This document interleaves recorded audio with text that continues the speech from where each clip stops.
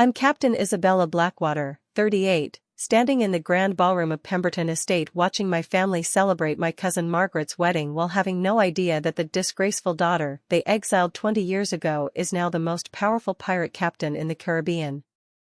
They still whisper about me as the family shame who chose lawlessness over ladyship, scandal over society, freedom over fortune. Tonight, when a maritime judge recognizes me and announces my true identity to the entire wedding party, everything my family believes about honor, success, and what it means to claim your own destiny is about to be blown apart like a broadside at dawn. Before I tell you how one moment of recognition turned their perfect society gathering into the revelation of a lifetime, drop a comment telling me where you're watching from and hit that subscribe button, because this story proves that sometimes the only way to find your true power is to sail beyond the horizon of everyone else's expectations. Growing up as Isabella Pemberton in the countryside of Devon, England, in the late 18th century meant living within the rigid confines of aristocratic society where every aspect of a young lady's life was predetermined by birth, breeding, and the expectations of a family whose wealth had been built on maritime trade for 3 generations. My father, Lord Edmund Pemberton, controlled a shipping empire that connected British ports with colonies across the Caribbean, importing sugar, rum, and exotic goods that fed the appetites of England's growing merchant class. My mother, Lady Catherine Pemberton, was the daughter of an earl whose family had maintained their position through careful marriages, strategic social connections, and unwavering adherence to the codes of conduct that defined proper society. Together, they represented everything that Georgian England considered successful: wealth, title, social standing, and the power that came from controlling both commerce and politics through generations of careful planning. In our household, success for women was measured by a narrow but clearly defined set of expectations. My older sister Constance had fulfilled these expectations perfectly, marrying the heir to a neighboring estate at 18 and producing 3 sons who would continue the family legacy. My younger sister Penelope was following the same path, receiving instruction in French, music, drawing, and the social graces that would make her an attractive prospect for marriage to another family of appropriate standing. As the middle daughter, I was expected to follow this same trajectory, to receive the education appropriate for a lady of quality, to debut in London society at 18, to attract the attention of a suitable gentleman, and to marry well enough to strengthen our family's social and economic position while providing the next generation of Pembertons to continue our maritime dynasty. But from my earliest memories, I was drawn to aspects of our family's business that were considered entirely inappropriate for young ladies. While my sisters learned to paint watercolors and play the pianoforte, I found myself fascinated by the maps in my father's study that showed trade routes across the Atlantic, the shipping manifests that detailed cargoes from exotic ports, and the stories that returning captains would tell about storms weathered, pirates evaded, and fortunes made in distant lands. The Pemberton shipping business was built on careful navigation of both legal commerce and the gray areas that defined trade in the Caribbean during the late 1700s. While we maintained respectable facades and proper paperwork, our captains were often required to negotiate with smugglers, bribe colonial officials, and occasionally defend their cargoes from pirates who saw merchant vessels as opportunities rather than obstacles. These realities of maritime commerce were discussed openly in my father's study when he met with captains and business associates, but they were never mentioned in the drawing rooms where ladies were expected to spend their time. The assumption was that women shouldn't concern themselves with the practical details of how wealth was created, only with how it should be properly displayed and preserved through advantageous marriages. But I was irresistibly drawn to these forbidden conversations about the realities of life at sea. I would hide behind curtains or linger in hallways to overhear discussions about navigation techniques, ship handling in rough weather, and the complex relationships between merchants, colonial governors, and the various armed groups that controlled different aspects of Caribbean trade. My fascination with maritime life became apparent during my 14th year, when Captain James Morrison returned from an 18-month voyage to Jamaica with stories about a female pirate captain who had established herself as a power broker in the waters around Port Royal. Captain Morrison described her as a brilliant strategist who commanded respect from both legitimate merchants and outlaw crews, someone who had created her own rules in a world where traditional authority often proved inadequate to the challenges of Caribbean commerce. She calls herself Captain Blackwater, Captain Morrison told my father during a meeting I wasn't supposed to be overhearing, and she's carved out territory that even the Royal Navy respects. Ships that pay her tribute pass safely through waters that would otherwise be hunting grounds for less organized pirates. She's created order where there was chaos, and she's become wealthy enough to outfit a fleet that rivals anything the colonial governors can muster.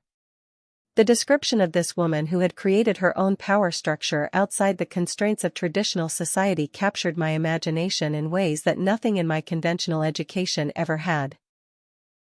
Here was someone who had taken the skills and knowledge typically reserved for men and used them to create opportunities that didn't exist within the normal boundaries of social expectation. That evening, I began what would become a secret education in seamanship, navigation, and the practical aspects of maritime commerce. I studied the maps in my father's study when the household was sleeping, memorizing trade routes, harbor depths, and the seasonal patterns of winds and currents that determined the success or failure of Caribbean voyages. I learned to read shipping manifests, to understand the economics of cargo values and insurance rates, and to follow the political relationships between different colonial governments that determined where particular goods could be traded legally and where they might require more creative approaches. Most importantly, I began to understand that the Caribbean represented a frontier where traditional rules were constantly being rewritten by people who combined maritime skill with entrepreneurial vision and the courage to operate in waters where the line between legal and illegal commerce was often invisible. My parents interpreted my interest in maps and navigation as a charming eccentricity that would pass as I matured into more appropriate concerns. Isabella has always been curious about father's business, my mother would tell visitors who noticed my detailed questions about ships and trade routes. We're sure she'll develop more ladylike interests as she prepares for her debut in society. But my interest in maritime life only intensified as I learned more about the opportunities and challenges that defined life in the Caribbean. I began corresponding secretly with some of my father's ship captains, asking detailed questions about navigation techniques, ship handling, and the complex negotiations required to conduct business in ports where multiple competing authorities might claim jurisdiction over the same trade. Captain Morrison, who had first told me about Captain Blackwater, became an unofficial mentor who seemed to understand that my curiosity extended beyond casual interest.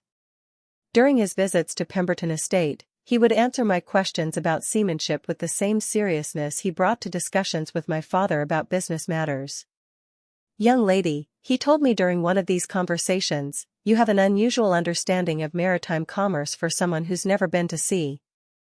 You ask questions that suggest you're thinking strategically about navigation and trade in ways that most experienced sailors don't consider. Captain Morrison, do you think it would be possible for someone like me to learn enough about seamanship to captain a vessel?" The question was asked half-jokingly, but his response was entirely serious. "Miss Isabella, the skills required for seamanship can be learned by anyone with intelligence, determination, and the opportunity to practice. The challenge isn't learning to sail, it's finding circumstances that would allow you to use those skills in ways that bring both profit and respect." The conversation planted seeds that would grow into the most important decision of my life, but at the time it seemed like theoretical discussion rather than practical planning. My formal debut in London society was scheduled for my 18th birthday, an event that my parents had been planning for years as the moment when I would transition from family responsibility to marriage prospect. The season would include balls, musical evenings, and carefully orchestrated social events designed to introduce me to eligible gentlemen from families whose wealth and standing made them appropriate matches for a Pemberton daughter. But as the debut approached, I found myself increasingly resistant to the idea of spending my life as a decorative appendage to someone else's achievements. The prospect of marriage to a gentleman who would expect me to focus on household management and social obligations while he controlled all decisions about business and finance felt like a form of imprisonment rather than achievement. The crisis came during a family dinner 3 months before my scheduled debut, when my father announced that he had received preliminary inquiries from the family of Lord Hartwell's second son about my availability for courtship. Lord Hartwell controlled shipping interests that complemented our own, and his son Charles was considered an excellent prospect for marriage. "The Hartwells are exactly the sort of family we've hoped Isabella would connect with," my father explained to the assembled family.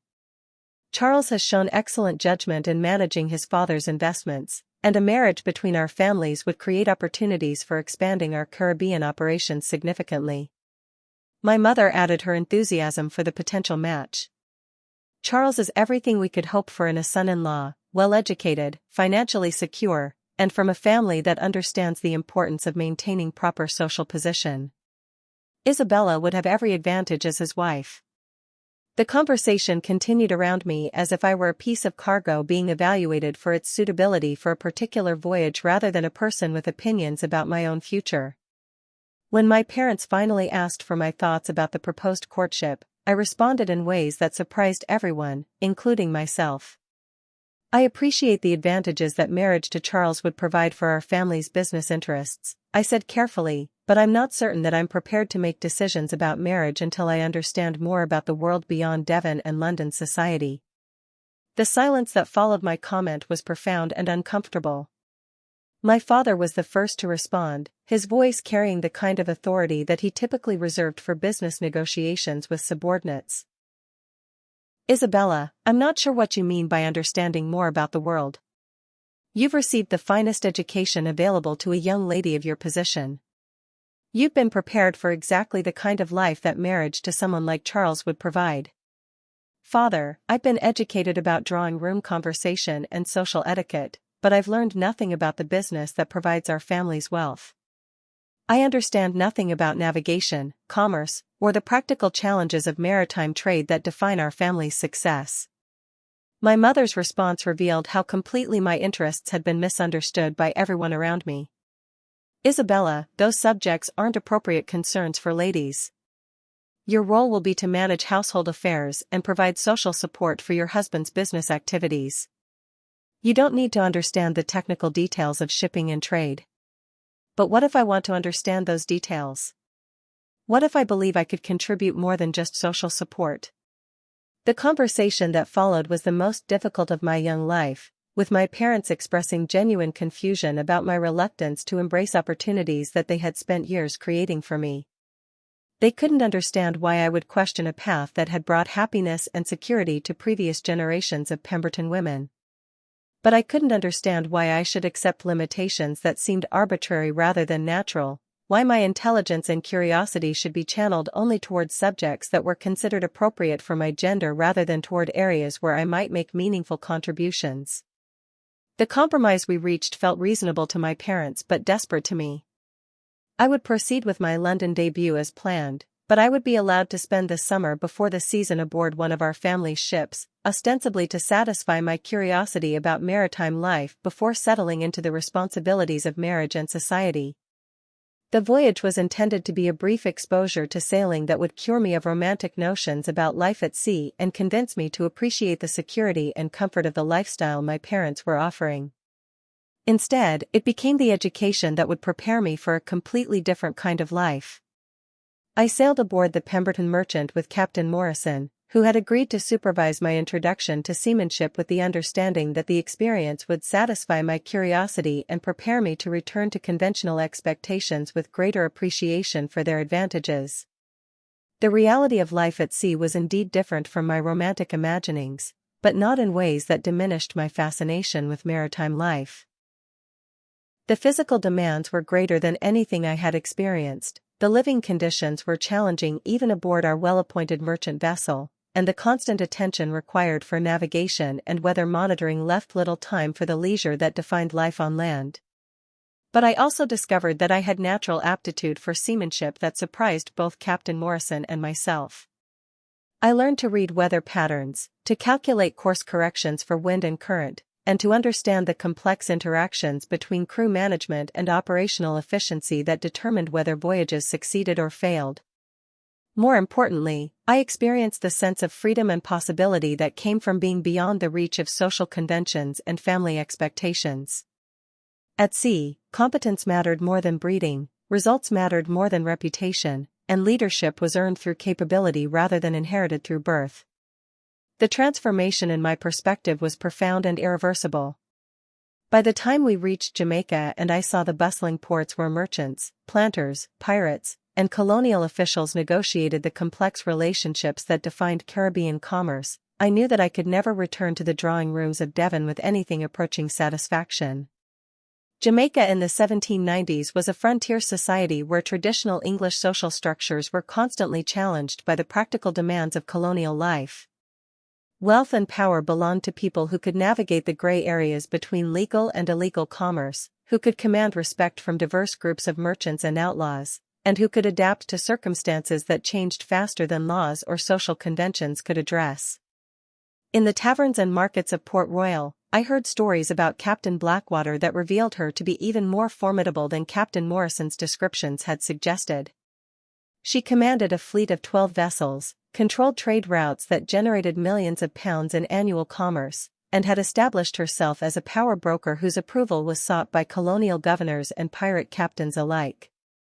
But more importantly, I learned that she had achieved this position through a combination of maritime skill, strategic thinking, and the courage to create her own rules in a world where traditional authority often proved inadequate to the challenges of Caribbean politics and commerce. She started with nothing but knowledge of seamanship and an understanding of how Caribbean trade actually works, explained Captain Rodriguez, a Spanish merchant who had negotiated safe passage arrangements with Captain Blackwater's fleet. She saw opportunities that others missed because they were too committed to conventional approaches to recognize how much the rules were changing. The conversation took place in a Port Royal tavern where merchants, pirates, and colonial officials mixed freely, sharing information about market conditions, political developments, and the constantly shifting alliances that determined who controlled which trade routes. The interesting thing about Captain Blackwater, Captain Rodriguez continued, is that she's created a system that benefits everyone who works with her. Merchants who pay her tribute get safe passage through waters that would otherwise be hunting grounds for less organized pirates. Even the Royal Navy has learned to respect her authority in certain areas because she maintains order that serves British commercial interests better than conventional law enforcement. I spent 3 weeks in Jamaica learning about the realities of Caribbean commerce from merchants, ship captains, and even some reformed pirates who had found more profitable opportunities in legitimate trade. What I discovered was that the most successful operators were those who could function effectively in both legal and illegal markets, who understood that survival and prosperity required flexibility rather than rigid adherence to rules that had been written for different circumstances. The return voyage to England was the most difficult journey of my life, not because of weather or maritime challenges, but because I knew that I was sailing back to a life that would never satisfy me again. I had experienced competence, responsibility, and the kind of respect that comes from proving yourself under challenging circumstances. The prospect of returning to drawing room conversations and marriage negotiations felt like accepting imprisonment in exchange for security I no longer valued. Captain Morrison recognized my dilemma and offered advice that would prove prophetic. "Miss Isabella, you've shown natural aptitude for seamanship and an understanding of Caribbean commerce that many experienced captains never develop. If circumstances were different, if you were a younger son rather than a gentleman's daughter, I'd suggest that you consider a career in maritime trade. But circumstances aren't different, Captain Morrison. I am a gentleman's daughter, and there are no opportunities for women to captain vessels or conduct independent business. There are no conventional opportunities," he agreed, "but the Caribbean isn't a conventional place. People who create their own opportunities sometimes find that conventional limitations don't apply." The conversation planted ideas that would eventually grow into plans, but at the time it seemed like sympathetic acknowledgement of an impossible situation rather than practical advice. My return to Pemberton Estate was met with enthusiasm from my parents, who assumed that I had satisfied my curiosity about maritime life and was now prepared to appreciate the advantages of the secure future they had arranged for me. The London season would begin in 2 months, my debut would introduce me to appropriate society, and my courtship with Charles Hartwell could proceed as planned. But I had returned from Jamaica a fundamentally different person, with knowledge and experience that made conventional expectations feel like elaborate forms of self-deception. I had seen what was possible for someone with skill, courage, and the willingness to operate outside traditional boundaries.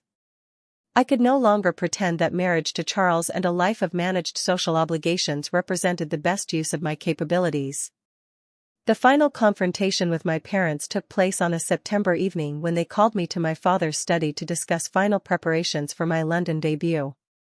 The room that had once seemed like the center of an impressive commercial empire now felt like the headquarters of a business that was too cautious to recognize the opportunities that rapid change in the Caribbean was creating.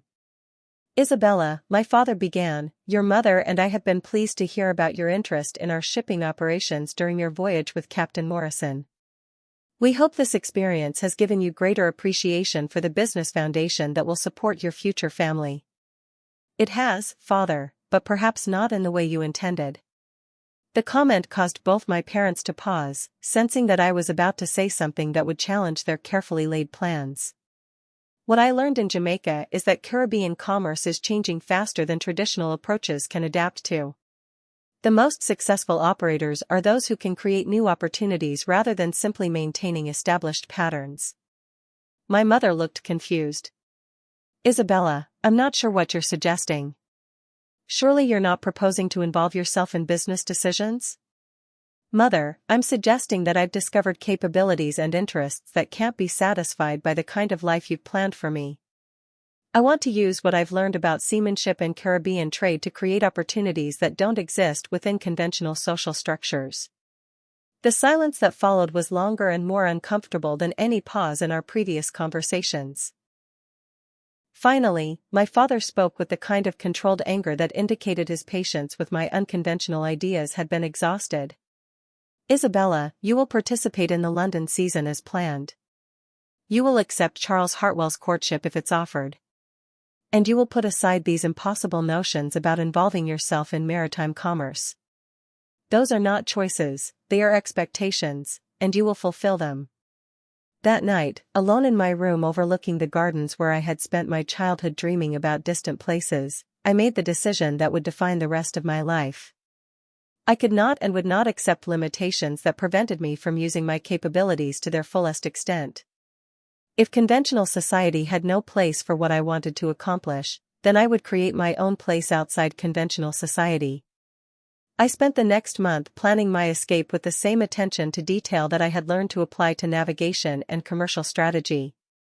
I arranged to access funds from my personal accounts, gathered information about ships departing from Portsmouth for Caribbean destinations, and quietly contacted Captain Morrison about opportunities for someone with my background to find employment in Jamaica. Captain Morrison's response was cautious but helpful. He couldn't officially assist with any plan that defied my family's expectations, but he provided information about merchants in Port Royal who might appreciate assistance from someone with knowledge of both English commercial practices and Caribbean trade realities. On the night before I was scheduled to depart for London and my debut season, I left Pemberton Estate forever, carrying only a small bag of practical clothing and the navigation instruments I had purchased during my summer voyage. I left behind a letter explaining my decision to my parents, expressing gratitude for the education and opportunities they had provided while making clear that I had chosen a different path than the one they had planned for me. The letter concluded with words that I meant then and have never regretted since: "I cannot live a life that requires me to pretend that I am less capable than I know myself to be. I choose uncertainty with possibility over security with limitations." The journey to Jamaica aboard a merchant vessel as a paying passenger gave me time to plan my transition from Isabella Pemberton, runaway daughter of English aristocracy, to someone who could earn respect and opportunities in Caribbean commerce. I had money enough to support myself for several months while establishing connections and proving my capabilities to merchants who might value assistance from someone with knowledge of English markets and maritime operations. But I also understood that creating a new identity would require more than just changing my location. I would need to demonstrate skills and knowledge that commanded respect from people who had no reason to make allowances for my background or gender. The name Isabella Blackwater came to me during the voyage, inspired by the stories I had heard about the legendary pirate captain and by my understanding that I was entering waters where traditional rules about class, gender, and social position were constantly being rewritten by people who could prove their worth through results rather than breeding. I had no intention of becoming a pirate when I adopted the name, but I understood that I was choosing to operate in areas where the line between legal and illegal commerce was often invisible, and where success required the ability to navigate complex relationships with merchants, smugglers, colonial officials, and the various armed groups that controlled different aspects of Caribbean trade. Jamaica in 1795 was a place where fortunes were made and lost based on the ability to adapt to rapidly changing circumstances, where political alliances shifted faster than weather patterns, and where someone with the right combination of skills, knowledge, and courage could create opportunities that didn't exist within conventional structures. I spent my first year in Port Royal learning the practical details of Caribbean commerce while carefully building a reputation for competence and reliability. I worked initially as a translator and correspondent for merchants who needed assistance communicating with English suppliers and customers, using my knowledge of both formal business practices and the informal networks that actually determined how things got done. But I also used this time to study the maritime and political landscape that defined Caribbean trade, learning which colonial officials could be trusted, which pirate captains were reliable business partners, and which merchants were creating the most innovative approaches to the challenges of operating in markets where laws, currencies, and political authorities changed constantly. The opportunity that would launch my transformation from merchant's assistant to independent operator came during my second year in Jamaica, when I learned about a cargo of valuable goods that was stranded in a small port after its original buyer had been arrested by Spanish authorities for smuggling violations. The cargo included luxury items that would bring excellent prices in English markets, but retrieving it would require negotiating with Spanish officials, arranging transport through waters controlled by pirates, and coordinating with English merchants who could handle distribution without asking inconvenient questions about the goods' provenance. It was exactly the kind of complex operation that required the combination of maritime skill, political knowledge, and commercial strategy that I had been developing during my time in Jamaica. More importantly, it was an opportunity to prove that I could organize and execute independent ventures that brought profit to everyone involved. Using savings accumulated during my first year in Port Royal and credit extended by merchants who had learned to trust my judgment, I organized the expedition that would establish me as a serious operator in Caribbean commerce. I chartered a fast sloop, recruited a crew of experienced sailors who had worked in both legal and illegal trades, and negotiated the agreements with Spanish officials, pirate captains, and English merchants that would make the venture profitable for everyone involved. The operation succeeded beyond my most optimistic projections, not only recovering the stranded cargo but also establishing relationships with suppliers, transport networks, and distribution channels that would form the foundation for future ventures. More importantly, it demonstrated that I could plan and execute complex operations that required coordination between multiple groups with conflicting interests and competing objectives. Within 6 months, I was organizing regular expeditions that brought Caribbean goods to English markets and English-manufactured items to Caribbean customers, operating in the gray areas between legal and illegal commerce that defined most successful Caribbean businesses of the era. But I was also learning that the most profitable opportunities required capabilities that went beyond commercial knowledge and maritime skill. The Caribbean was a violent place where commercial disputes were often settled by force, where cargo protection required armed vessels, and where respect came from the ability to defend your interests against both pirates and corrupt officials who saw successful merchants as opportunities for extortion. The transition from merchant to pirate captain happened gradually rather than through any single decision to embrace criminality. As my ventures became more profitable and my reputation for successful operations grew, I attracted attention from both competitors who wanted to eliminate my advantages and officials who wanted to extract tribute from my success. Protecting my business interests required armed vessels, experienced fighting crews, and the willingness to use force when negotiation and bribery proved inadequate. Within 3 years of leaving England, I commanded a small fleet of armed ships that could defend my commercial operations while also seizing opportunities to capture cargoes from competitors who operated less efficiently or with less political protection.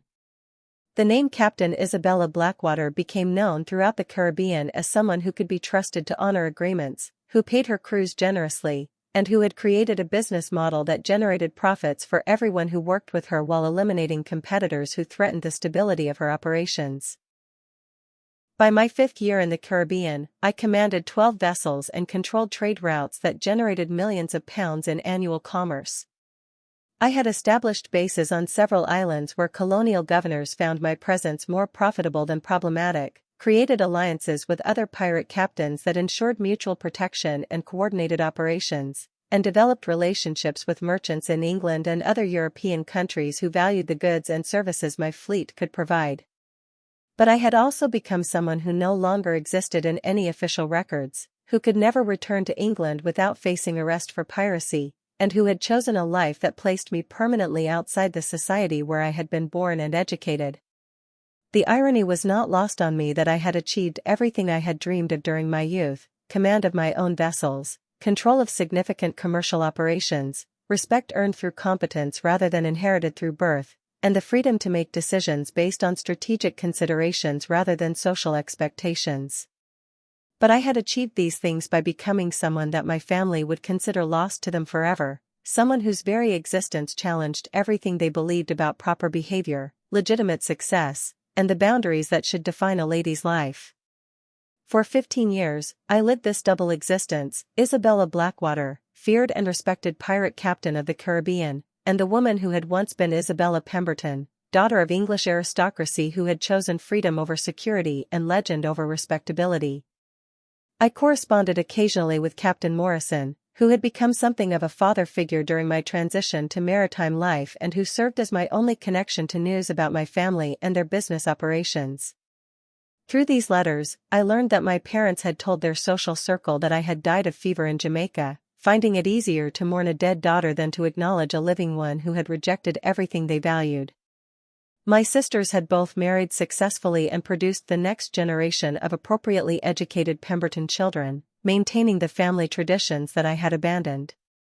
The shipping business continued to prosper under my father's management, though Captain Morrison's letters suggested that they were missing opportunities in the Caribbean that someone with my knowledge of local conditions might have helped them exploit. These periodic updates about my former life felt like reports from a foreign country rather than news about people who had once been the center of my world. I had become so completely Captain Blackwater that Isabella Pemberton felt like someone I had known long ago rather than someone I had been.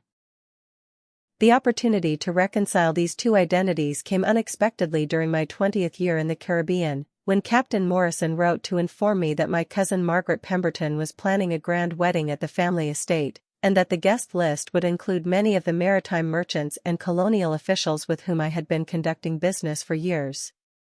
The interesting thing, Captain Morrison wrote, is that several of the wedding guests have mentioned their admiration for Captain Blackwater's operations and their hope that they might eventually meet the legendary pirate captain who has brought such order to Caribbean commerce.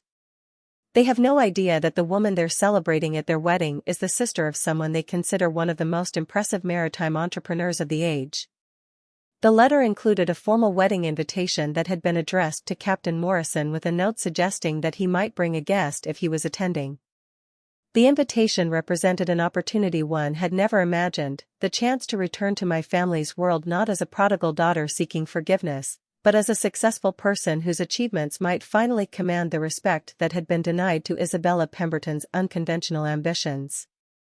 I spent 3 months planning my return to England, arranging for my fleet to be managed by trusted lieutenants during my absence and creating the legal documentation that would allow Captain Isabella Blackwater to travel in England without immediately facing arrest for piracy.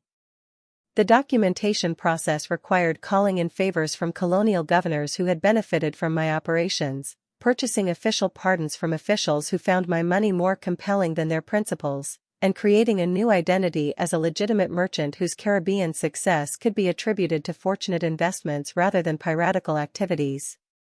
By the time I sailed for England aboard one of my fastest vessels, I had become Captain Isabella Blackwater, successful merchant trader whose Caribbean ventures had generated the wealth that allowed her to move in elite social circles despite her unconventional background. The wedding invitation specified formal evening attire appropriate for a country estate celebration, which required purchasing an entire wardrobe that would allow me to blend into the kind of social gathering I had fled 20 years earlier. The process of selecting appropriate gowns, jewelry, and accessories felt like preparing for a theatrical performance rather than attending a family celebration. But I was also aware that this wedding represented more than an opportunity for personal reconciliation with my family. Many of the guests would be people with whom I had been conducting business in the Caribbean, colonial officials whose cooperation had been essential to my success, and merchants whose trade relationships had been fundamental to my operations. Attending Margaret's wedding as Captain Isabella Blackwater would allow me to consolidate business relationships, establish new connections for future operations, and potentially expand my commercial empire into European markets that had previously been beyond my reach. The Pemberton estate looked exactly as I remembered it when my carriage approached the main house on the evening of Margaret's wedding. The grounds were illuminated with hundreds of lanterns, the circular drive was crowded with elegant carriages, and the sounds of music and conversation suggested a celebration that matched the grandest social events of my youth. I had deliberately arrived fashionably late, hoping to blend into the crowd of guests rather than attracting attention that might lead to awkward conversations about my background or my long absence from English society. The ballroom was filled with people I recognized from my childhood, neighbors, family friends, and relatives who had been part of the social network that had defined my parents' world for generations. But there were also faces I didn't recognize, suggesting that the guest list included the colonial officials and maritime merchants that Captain Morrison had mentioned in his letter. I had spent considerable effort on my appearance for the evening, choosing an elegant dark blue gown that suggested wealth without ostentation, jewelry that displayed good taste without excessive show, and a hairstyle that was fashionable but not attention-seeking. The goal was to look like someone who belonged in this social setting while avoiding the kind of scrutiny that might lead to uncomfortable questions about my identity or background. For the first hour of the celebration, my strategy was successful.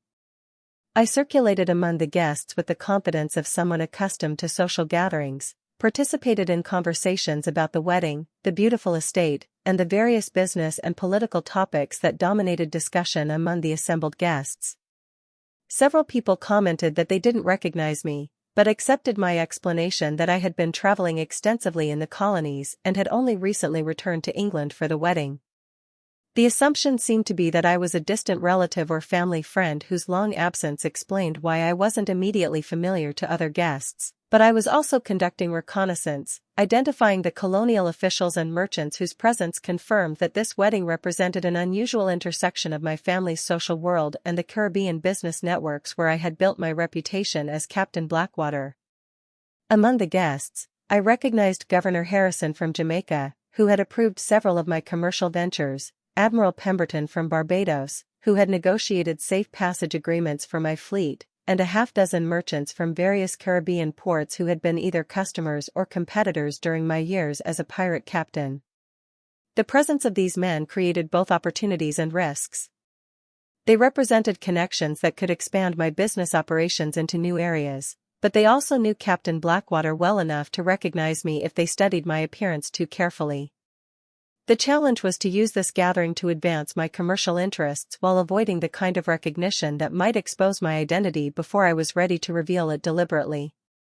The evening progressed smoothly until the moment when everything changed in ways I hadn't anticipated. I was standing near the refreshment table, engaged in conversation with two ladies about the beautiful flowers and excellent music, when I heard a voice behind me that made my heart stop. "Excuse me, but aren't you Captain Isabella Blackwater?" I turned slowly to find myself facing Judge William Worthington, the maritime court official who had presided over several legal proceedings involving my fleet's operations. He was staring at me with the kind of recognition that meant there was no possibility of denial or misdirection. The conversation around us stopped as nearby guests turned to see who was being addressed and what the judge had said. Within moments, a circle of curious faces had formed around us, all waiting to hear my response to a question that would either confirm or deny an identity that would transform the entire social dynamic of the evening. "Judge Worthington," I said calmly, "it's a pleasure to see you again." The confirmation rippled through the assembled guests like shock waves from a cannon blast.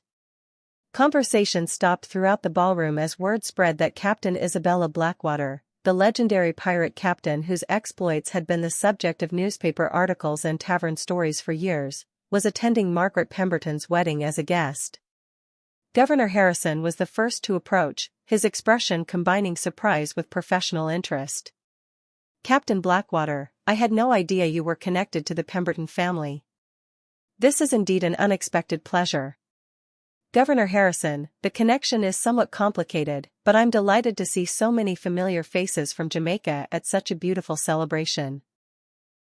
Admiral Pemberton joined the growing circle of guests who were gathering to meet the famous pirate captain whose reputation had preceded her into their elegant social gathering.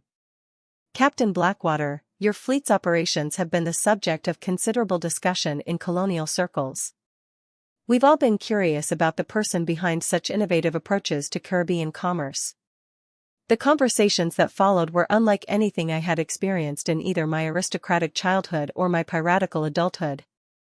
Here I was, being treated with respect and professional interest by the same colonial officials who had once represented the authority I had been defying, while surrounded by the social elite who would normally have condemned everything I represented.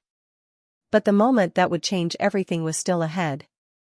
As word of my identity spread through the ballroom, I noticed a commotion near the main entrance where late arriving guests were still being announced. Through the crowd, I caught a glimpse of familiar faces that made my breath catch in my throat. My parents had arrived. Lord and Lady Pemberton entered the ballroom with the dignity befitting their position as the bride's aunt and uncle, greeting other guests with the practiced grace of people accustomed to social leadership. They had aged in the 20 years since I had last seen them, but they moved with the same authority and confidence that had defined their presence throughout my childhood. They had no idea that their long-lost daughter was standing 30 feet away, discussing Caribbean trade routes with colonial governors and maritime judges who knew her as one of the most successful and feared pirate captains in the Atlantic. I watched them circulate through the room, accepting condolences about my supposed death in Jamaica, discussing family news with relatives they saw infrequently, and maintaining the social connections that had sustained their position in English society for generations. The irony was overwhelming. Here were my parents, mourning a daughter they believed had died pursuing foolish dreams in the Caribbean, while that same daughter stood in their ballroom commanding respect from the very officials and merchants who controlled the colonial territories where she had built her legend. Judge Worthington noticed my distraction and followed my gaze toward my parents. Captain Blackwater, you seem to recognize Lord and Lady Pemberton. Have you had business dealings with their shipping operations? The question created the opening I needed to reveal the truth, but it also forced me to make a decision I hadn't fully prepared for. I could continue my deception, enjoy the evening as a celebrated merchant, and leave without my family ever knowing that their dead daughter had returned as a successful and respected figure in the very world they had tried to prevent her from entering. Or I could reveal the truth and face whatever consequences came from confronting 20 years of separation, disappointment, and fundamental disagreement about what constituted a meaningful life. Judge Worthington, I said, loud enough for the growing circle of guests to hear clearly, Lord and Lady Pemberton are my parents. The silence that followed was absolute. Every conversation in our section of the ballroom stopped as guests tried to process the implications of what I had just revealed. Captain Isabella Blackwater, the notorious pirate captain whose exploits had been legendary throughout the Caribbean, was the daughter of Lord Edmund Pemberton, one of England's most respectable shipping magnates. Governor Harrison was the first to find his voice. Captain Blackwater, are you saying that you're Isabella Pemberton, the daughter who was reported to have died of fever in Jamaica 20 years ago? I am. Isabella Pemberton died when she chose to become Isabella Blackwater. But I am indeed the daughter of Lord and Lady Pemberton. The revelation spread through the ballroom like wildfire, with guests turning to look toward my parents and then back to me, trying to understand the family drama that was unfolding before their eyes. Within minutes, the news had reached my parents themselves, who were staring across the crowded room with expressions of shock, disbelief, and something that might have been recognition. My mother was the first to move, crossing the ballroom with determined steps while guests parted to create a path between us. My father followed more slowly, his expression unreadable but his posture suggesting someone preparing for a confrontation that would test everything he believed about family, duty, and social position. When my mother reached the circle of colonial officials and merchants who had been discussing Caribbean commerce with Captain Blackwater, she stopped directly in front of me and spoke in a voice that carried clearly across the now silent ballroom. Isabella? Is it really you? Hello, Mother. You look well. The conversation that followed was conducted in front of an audience of 200 guests who represented the intersection of English society and colonial commerce, creating a public reconciliation that would be discussed in drawing rooms and taverns across the empire for years to come. Isabella, we were told that you died of fever in Jamaica. We mourned you. We buried an empty coffin in the family cemetery. How is it possible that you're here, now, after all these years? I didn't die in Jamaica, Mother. I became someone else. I became Captain Isabella Blackwater. My father joined the conversation with the controlled anger that I remembered from our final confrontation 20 years earlier. Isabella, do you understand what you're saying? Do you realize that you're confessing to piracy in front of witnesses who could have you arrested? Judge Worthington stepped forward, his professional authority adding weight to the extraordinary situation that was unfolding. Lord Pemberton, with respect, Captain Blackwater operates under legal protection from multiple colonial governments. Her activities are considered legitimate commerce by the authorities in territories where she conducts business. Admiral Pemberton added his own professional assessment. Lord Pemberton, your daughter has created one of the most successful and well-regulated commercial operations in the Caribbean. Her fleet maintains order in waters that would otherwise be hunting grounds for genuinely criminal pirates. She's contributed more to British commercial interests than most legitimate merchants. The defense of my activities by respected officials created a cognitive dissonance that I could see playing across my parents' faces. They had spent 20 years believing that their daughter had died pursuing reckless dreams, only to discover that she had not only survived but had achieved success that commanded respect from the very authorities they trusted to maintain order in the empire. Governor Harrison provided the context that began to transform their understanding of what I had accomplished. Lord and Lady Pemberton, Captain Blackwater controls trade routes worth millions of pounds annually. Her operations employ thousands of sailors, protect hundreds of merchant vessels, and generate tax revenue that supports colonial governments throughout the Caribbean. She's created a business empire that rivals anything in legitimate commerce. My mother looked around the circle of officials who were describing my achievements with obvious admiration and respect. But Isabella, you're a pirate. You've chosen a life of lawlessness and violence. How can these gentlemen speak of your activities as if they were respectable business? Mother, the line between legitimate commerce and piracy in the Caribbean is often invisible. I've created order where there was chaos, protection where there was vulnerability, and prosperity where there was poverty. I've done this by understanding that traditional rules don't always apply to frontier conditions. The conversation continued for over an hour, with colonial officials providing detailed explanations of how my operations had contributed to British interests, merchants describing profitable relationships with my fleet, and judges explaining the legal frameworks that legitimized activities that might seem criminal when viewed from the perspective of English drawing rooms. But the most important conversation took place when the crowd of interested observers finally dispersed and I was left alone with my parents and immediate family members who had gathered to witness this extraordinary reunion. My sister Constance, now a mature woman with grown children of her own, was the first to address the fundamental questions that everyone was struggling to understand. Isabella, I need to ask you something that I think we're all wondering about.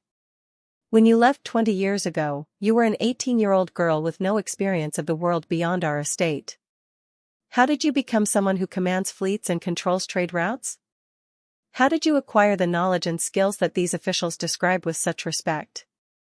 It was an excellent question that got to the heart of what my family was trying to comprehend. How had their sheltered daughter become a legendary figure whose exploits were known throughout the Atlantic world? Constance, everything I learned during my childhood prepared me for what I would accomplish in the Caribbean, though neither you nor our parents understood how that preparation would be applied. Father's business discussions taught me about commerce, navigation, and the practical challenges of maritime trade. The education you thought was inappropriate for a lady provided exactly the knowledge I needed to succeed in a world where competence mattered more than breeding. My father, who had been listening to these exchanges with obvious difficulty, finally asked the question that seemed most important to him.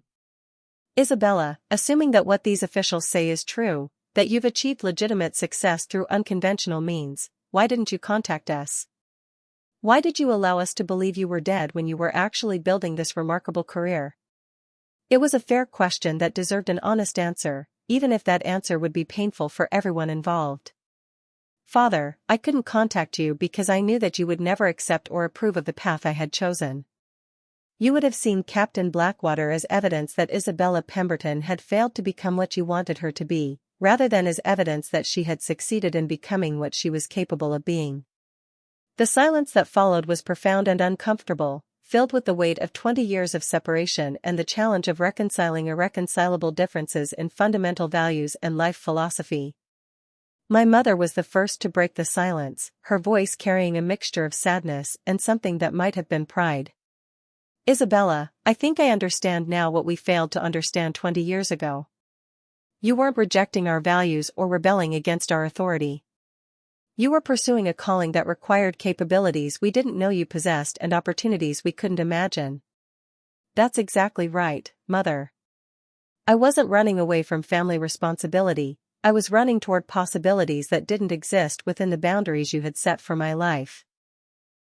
The reconciliation that followed was gradual rather than dramatic, developing over the course of the remaining celebration as family members, friends, and business associates gradually adjusted to the revelation that the Pemberton family's lost daughter had returned as one of the Caribbean's most successful entrepreneurs. My cousin Margaret, whose wedding had provided the occasion for this extraordinary reunion, was particularly gracious in embracing the dramatic turn her celebration had taken. Isabella, I can't think of anything that could have made my wedding more memorable than having it become the setting for your return to the family. And I'm amazed to discover that my cousin is someone whose adventures I've been reading about in newspapers for years. The remainder of the evening was spent in conversations that gradually bridged the gap between my two identities and the two worlds I had inhabited for 20 years. Colonial officials shared stories about my operations that helped my family understand the scope and legitimacy of what I had accomplished. Family members provided updates about relatives, business developments, and social changes that had occurred during my absence. But the most meaningful conversation took place during a quiet moment when my father and I found ourselves alone on the terrace overlooking the gardens where I had spent my childhood dreaming about distant places. Isabella, I need to apologize for something that I've regretted for 20 years, he said, his voice carrying the weight of 2 decades of uncertainty and loss. What's that, Father? I failed to recognize that your interest in maritime commerce represented genuine capability rather than romantic fantasy. I treated your questions about navigation and trade as evidence that you weren't prepared to accept appropriate responsibilities, when I should have recognized that you were demonstrating exactly the kind of strategic thinking that had made our family successful in shipping. The apology was more than I had expected and more meaningful than any recognition of my achievements by strangers or business associates. Father, you couldn't have known that the Caribbean would provide opportunities for someone with my combination of interests and capabilities. You were trying to protect me from what seemed like impossible dreams. But I should have trusted your judgment more than I trusted my assumptions about what was possible for someone in your circumstances. You proved that the assumptions were wrong and that your judgment was sound. The conversation continued late into the evening, with both of us gradually adjusting to the reality that the relationship between Lord Edmund Pemberton and his middle daughter would be fundamentally different from anything either of us had imagined 20 years earlier. I was no longer a rebellious teenager seeking permission to pursue unconventional interests. I was a successful adult whose achievements commanded respect from the very authorities my father trusted to maintain order in the empire. And he was no longer the controlling parent whose authority extended over every aspect of my life. He was someone whose business expertise I valued and whose approval I wanted, but whose permission I no longer needed for any aspect of my activities.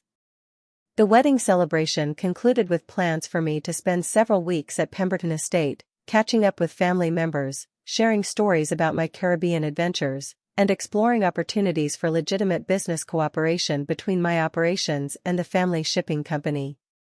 But more importantly, it concluded with my family's understanding that Isabella Pemberton hadn't died in Jamaica 20 years earlier, she had simply been transformed into Isabella Blackwater, someone whose achievements honored the family values of maritime excellence and entrepreneurial courage in ways that conventional ladylike behavior never could have accomplished. 6 months after Margaret's wedding, I had established a London office for Blackwater Trading Company, a legitimate enterprise that handled the European distribution of Caribbean goods while maintaining the operational headquarters in Jamaica that coordinated my fleet activities.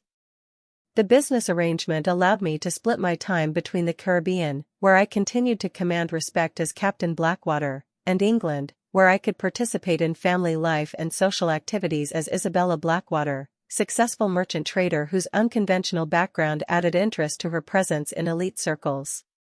My parents, having adjusted to the reality that their daughter had chosen an extraordinary path that brought both danger and remarkable success, became enthusiastic supporters of my operations and valuable advisors whose knowledge of English commercial practices complemented my understanding of Caribbean trade realities. My father proved particularly helpful in navigating the legal and financial complexities of establishing legitimate business operations that could handle the proceeds of activities that operated in the gray areas between legal and illegal commerce. "Isabella," he said during one of our business planning sessions, "what you've accomplished represents exactly the kind of entrepreneurial vision that built our family's success in the first place. The difference is that you've applied that vision to opportunities that didn't exist when previous generations were building their careers." The observation captured something important about how my family's understanding of success and respectability had evolved through our reconciliation.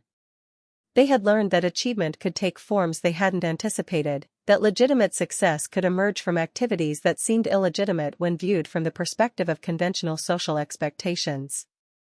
More importantly, they had learned that supporting someone's unconventional choices didn't require understanding those choices immediately, it required trusting that the person making those choices had capabilities and vision that might eventually lead to something remarkable.